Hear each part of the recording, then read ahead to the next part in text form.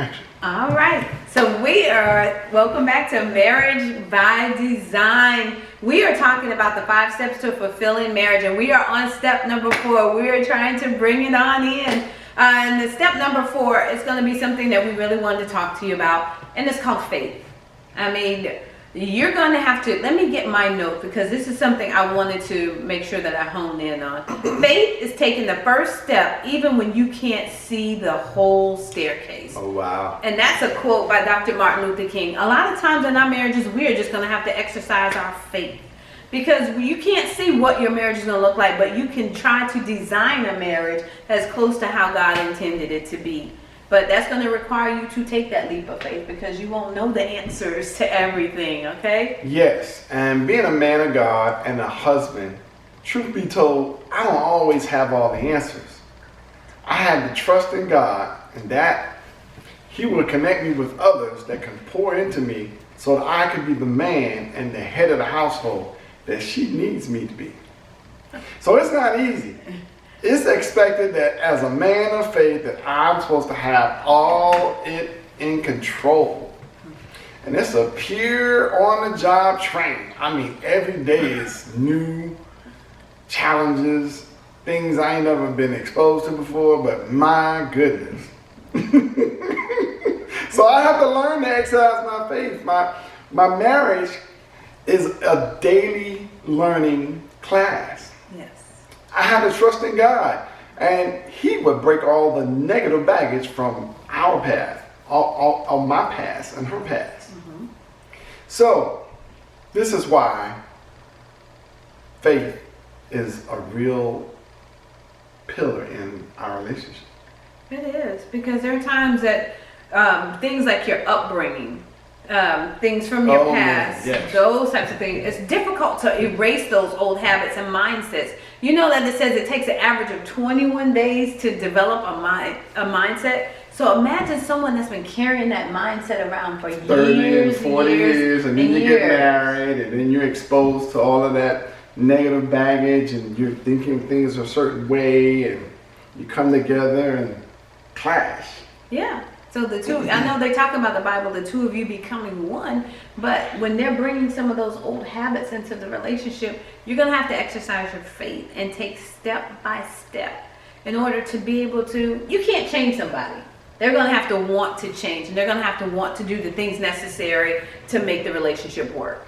Think about it for a job. When you come in for a job, you're not as skilled. You may have some skills from your previous job, but those don't necessarily transition over to the current job that you have. Right. Sometimes you have to go through several weeks of training and learning, you know, and just be mindful that it takes a while to break some old habits, and that there's some things that are products of people's past that they have to deal with, but you have to be willing to do that. You have to be willing to exercise your faith if that relationship is going to succeed, if that marriage is going to win.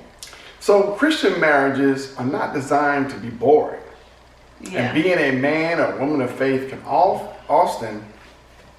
oftentimes make one or both spouses feel unnecessary pressure to be perfect. Yeah, and that's hard as a woman a lot of times when you're married to someone that's in ministry. You can be a pastor, a minister. A lot of times there's an expectation. They're quick to say, oh, she's not holy. No, you just made me angry. And my flesh just took over. And I'm not saying that that's an excuse. I'm being realistic, though. And I'm sure you're probably like, what does this mean to me? Understand that being a Christian does not mean that somebody's going to be perfect. Doesn't mean their marriage is going to be perfect. They're going to be tried and tested just like anybody else's. But you know they're always held up to a higher standard. When people are looking at, see, look at that, they're not holy, they're not Christians. Look at them, she cursed them out, hit them over the head. See, you know, stuff like that. I mean, they shouldn't be doing that anyway.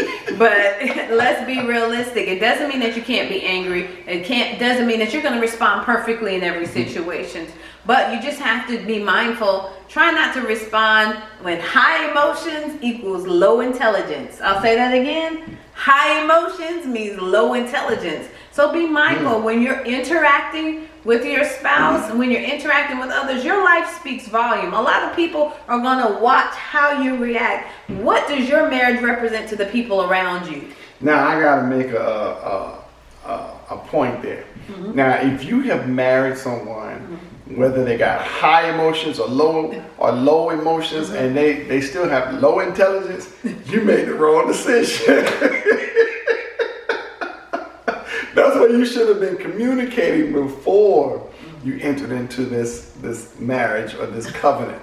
Because you don't want a woman or a man that they got high emotions, low emotions, but their intelligence never changes. Okay, Shay, I'm going to need you to ignore this part because it's late at night, so he's just really, really flowing. So I'm going to need But this is the truth. I'm speaking the truth. The truth shall set you free. Yes, and we're going to reword that. So just be mindful, Shay. We'll get with you. We're going to rework that so that it's not offensive to the people that we're interacting that with. Leads us into forgiveness. Yes, which is our fifth and final pillar. Yes. Forgiveness. Now, forgiveness is an essential tool in every marital relationship. Yeah.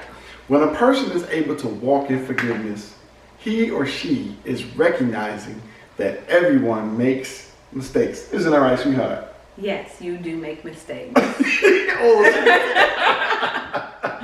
I'm being facetious, but seriously, we all are imperfect beings. We all make mistakes. Well, you know the saying, right? What is the saying? A happy marriage is the union of two good forgivers. There you go. Yes, but no relationship can withstand long periods of time without forgiveness. Then you start to allow those walls of division to to develop between the two. The two of us are supposed to be like this together. But when you harbor unforgiveness in your heart, what happens? I don't know if I can use this. What happens? There's a division. There's something that comes between the two of you. You kind of have to reach around. And can I hold that other one?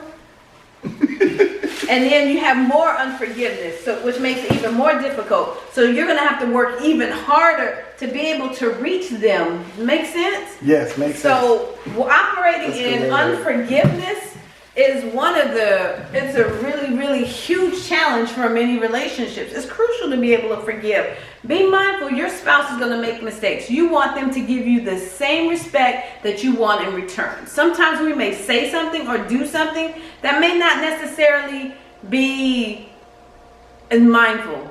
Sometimes you're preoccupied. You're thinking about work. You're thinking about something that happened, and then you just kind of respond, and you don't realize how it comes off to your partner. So just make sure that you're be mindful and be man enough or woman enough to be able to say, I made a mistake. Please forgive me. It was not intentional.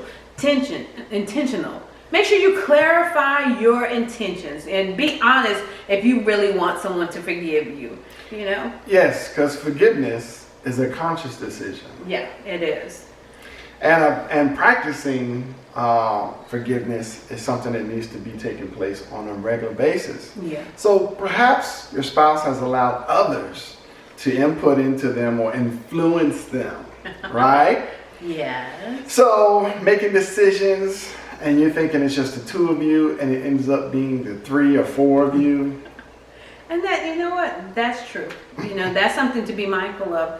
And we have to be able to operate in forgiveness because a lot of times we're all a work in progress. So marriage is something that you're growing in and you're developing in. And the two of you have to be able to walk in forgiveness because you're going to make mistakes. So what does the Bible say about that? Well, the Bible tells us that a man is to leave his father and mother and cleave to his wife, and the two of them become one flesh. That goes both ways too. So as the wife leaves her mother and father, she'll leave them back there. And then we become one flesh. That means also in your decision making. Yes. So you have to watch what your spouse is being influenced by. Mm-hmm. Mother-in-laws, father-in-laws, cousin-in-laws, best friends, the ones that are single and never been married. They're always trying to tell you how to treat your spouse. Well, I'm sure you may be wondering, what does this mean for me? Basically, what we want you to understand is forgiveness is essential. It's an intentional decision. There are people that I know that have been harboring unforgiveness for the longest, and it manifests in them physically. Studies have shown that people that harbor unforgiveness in their hearts, a lot of times they're more prone to different medical conditions, high blood pressure, heart attack, strokes. You're harboring all that anger and resentment, and you need to let it go. And forgiveness is not always for the offender. Sometimes it's just for you. Forgive yourself for mistakes you made in the past and allow yourself to heal and to move forward. Make sense? Makes sense. I mean, you might have found yourself in a similar situation where you said something or did something that hurt or offended your spouse, and you have to be able to walk in forgiveness. And it's so funny. I can share this now. When I met my mother-in-law, it's a funny story. When my husband and I were dating in college, I was driving this car and I'm sitting at a stoplight, and a big pickup truck plows into the back of me. The trunk of his brand new car is now in the back seat. So this is how I get to meet my mother-in-law now. And the funny thing is, yes, I can tell she's a little frustrated and aggravated. But imagine if she had continued to harbor unforgiveness towards me. Well, guess what? She drives to Tallahassee. She wants to see the damage to the car, make sure we're okay. And guess what happens? Somebody taps the back of her car too. She's sitting at a stoplight, and the same thing happens to her. Boom. So guess what happens? You have to kind of take a look at it like, ooh, I can't really hold that over their head because the same thing happened to me. Well, yeah, one was a little tap, and the other one was a completely, $18,000 damage. But yes, we understand the concepts here. Yeah, that's just like I'm going to have to walk in forgiveness after this taping. But well, I mean, it's something we can laugh about now, but imagine if we had continued to harbor unforgiveness to one another. That could have destroyed this now 25-year-long relationship. Over what? We allowed that wall to be built up. So every time you start having challenges in your marriage, start thinking about that wall that's building up and how much harder you're going to have to work to tear it down if you continue to allow unforgiveness to separate the two of you guys. Make sense? Makes sense. All right. So that wraps up faith, right? Yeah, so we've covered the 5 pillars to having a fulfilling marriage, and we're so thankful that you've stayed with us through this journey. I'm sure if not all of the situations, some of the situations may have resonated with you or someone you know. So make sure you utilize this information not only just to improve your marriage, but to help pour into other marriages as well. That's one of our biggest whys. When we talked earlier about wanting to be the change that we want to see in our lives, this is why. We both came from relationships where parents were married and divorced multiple times, and we didn't want to see that happen to us. But when we found ourselves going down that same road on the verge of separation and kind of trying to decide, should I stay, should I go, we had to realize we wanted to be the change we wanted to see. Yeah. So that meant being intentional. That meant not harboring unforgiveness. It meant exercising our faith. And both of us making efforts, not just in putting us out of pride and also looking in the mirror and seeing what we ourselves had to contribute to this issue.